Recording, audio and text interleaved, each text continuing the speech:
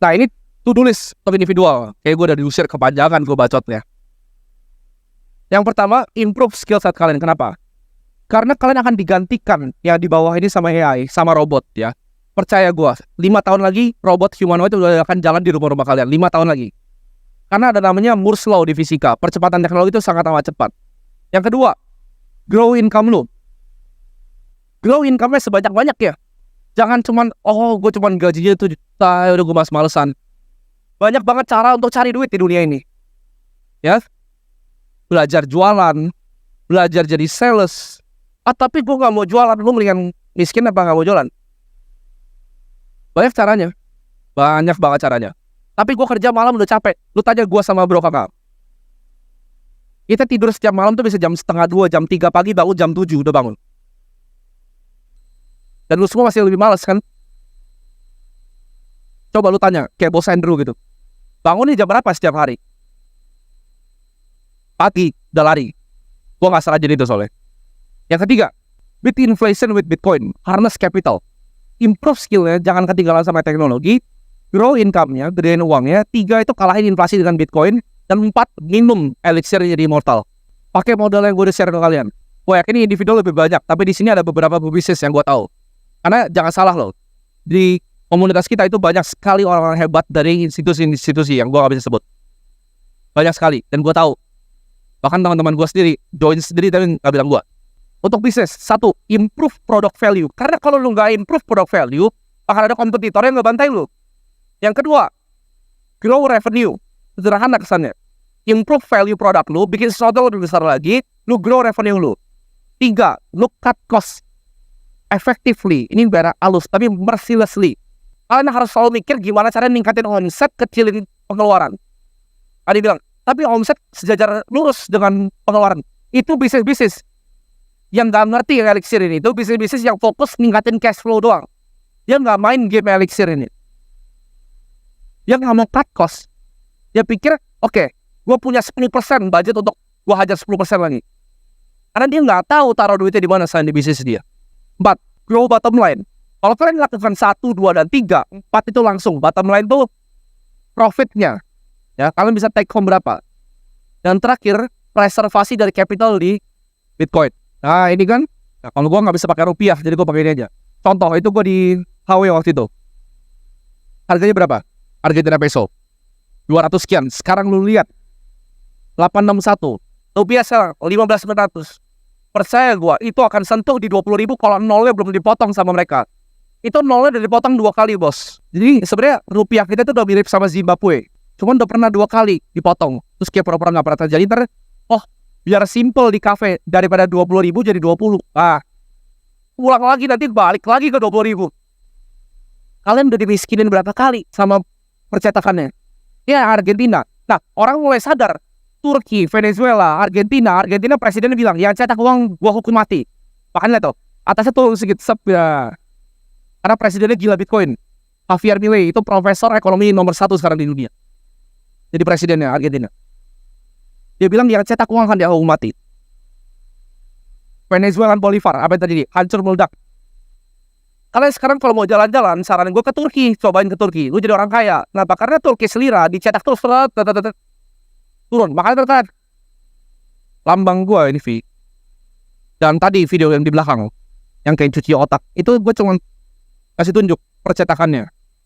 Banyak negara yang bahkan tempat cetaknya 1, tintanya 1. Oh kalian tadi detail, kalian akan bisa lihat di videonya. Next. Ini akan terjadi juga ya. Ini ada beberapa currency yang berbeda. Paling kiri itu currency-nya ya. Itu currency-nya paling kiri adalah Argentina peso ke Bitcoin. Aneh gak? Kayak cacing gitu. Kenapa beda sama Bitcoin USD? Kenapa beda sama Bitcoin IDR? Karena dia dicetak lebih cepat. Pokoknya dicetak lebih cepat, dia akan naik lebih tinggi. Ini yang orang saham gak paham. Lu sampai mati trading saham, lu balikin ke IDR, lu tambah miskin terus. Selama duitnya gak diputar ke Bitcoin, lu akan tambah miskin. Atau gak diputar ke properti, atau gak diputar ke tanah, atau gak diputar ke aset yang mobil langka, lukisan langka, lukisannya Pablo Picasso, tapi lu gak akan ada yang mampu beli. Tapi itu caranya. Ya, antara itu atau enggak sama sekali. Next. See value dari Bitcoin bukan fiat. Gue yakin yang bos-bos action ini udah pada tahu. game ini. Mereka lihat kacamatanya udah bukan kacamata rupiah, kacamata Bitcoin. Ada temen gue beli Bitcoin udah lama sekali. Karena kalau ditanya sama dia, Alphard, aduh 1 Bitcoin murah. Karena dia belinya masih murah banget. Begitu sekarang 1,1 miliar dan nanti Bitcoin itu akan terbang. Gue bilang di sini 20 miliar, gila nggak? 10 tahun 20 miliar. Nanti video ini bakal dikenang. Kenapa ini gratis? Gue mau video ini dikenang di sejarah. Ditulis di sejarah bahwa ada anak orang gila umur 23 tahun yang dulunya tadi gembel bikin acara edukasi terbesar di Indonesia. Kasih tepuk tangan dulu kalian semua yang datang. Ini satu-satunya acara yang pakai venue ini non politik sama non konser, satu-satunya. Ya, apa aja sekalian nih, logonya bagus, bikin partai, bercanda. Ada yang mau ikut? Nah, bos gue yang mau dadain bikin partai. Next, Bitcoin is here to stay. Itu adalah merah yang bilang Bitcoin mati, Bitcoin mati, Bitcoin mati, Bitcoin mati. Dia akan bilang terus Bitcoin mati, Bitcoin mati, Bitcoin mati. Nggak mati-mati. Jurnalisnya yang mati. Bitcoin mati. Lu yang mati. Ya, jadi Bitcoin is here to stay. Buat teman-teman bilang Bitcoin scam, crypto lu scam. Lu tanya, ya, McLaren lu ada berapa bos gitu, ya? Baru lu ngomong. Next. Nah, ini terakhir. Gak tau, gue lupa saat terakhir banget. Gue bikinnya 5 menit soalnya di Afek. Gue minta kalian di sini untuk ngelakuin sesuatu untuk Bitcoin. Karena Bitcoin itu udah ngasih gue sangat banyak. Maksudnya apa? Kalian coba sharing. Jadi jangan cuman jadi orang egois. Gue dulu orang egois. Tradisi. Tuh. Kali masa ada dulu egois tuh. Tradisi. Gak usah kasih tau orang tradisi. Jangan jadi orang egois. Kalian share ilmu-ilmu ini keluar. Gue gak minta ada duit dari kalian. Gue minta kalian share ilmu ini keluar. Bawa ini ke keluarga kalian. Karena kenapa? Keselamatan. Lu mau selamat dari percetakan atau mau miskin seumur hidup? Karena kalau pikir baik-baik ya, pikir pakai otak lu, gaji lu 4 juta nih. Ya, gaji lu 4 juta, tapi semua barang di sekitar lu naik. Apa yang terjadi? Lu gembel jadinya. Gaji lu 4 juta, semuanya nggak pernah naik. Semua naik terus, beras naik, sekolah anak naik, semua naik. Tapi gaji 4 juta. Demo baru 4,5 gitu. Gak bisa. Gak seperti itu caranya. Next. Oh, oke. Ini ada sesi Q&A. Satu pertanyaan dong deh, karena gue udah makan waktunya orang-orang nih. Satu pertanyaan. Ada yang mau? Jangan malu-malu. Itu. Ya itu, lo. Mik ya, Mik. Ada nggak, Mik? Lu berdiri. Bang Pikir kasih di luar aja. Dari luar aja. Sini. Jangan malu-malu. Kasih tepuk tangan dulu, biar nggak malu-malu. Ya, silakan bro. Nama siapa? Mati itu.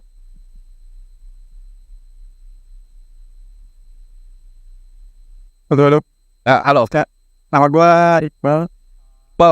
Ya ini gue masih goblok, jadi gue makanya kesini mau tanya ini sebenarnya. Tadi kan kalau fiat itu kan kita takut karena bisa dicetak-cetak ya. Nah ini apa yang memastikan kalau Bitcoin ini nggak bakal dibikin lagi gitu, koin-koin lain? Oke. Ini kesannya pertanyaan, kan dibilang tadi pertanyaan goblok, tapi bukan. Itu yang gue paling benci dari sekolah. Sekolah itu selalu ngecap orang tuh kalau nggak ngerti itu goblok. Tapi pertanyaan ini pertanyaan yang sangat bagus. Kasih tepuk tangan dulu. Jawabannya gak sesimpel yang kalian kira. Bukan karena Satoshi udah bikin 21 juta blok. Bukan.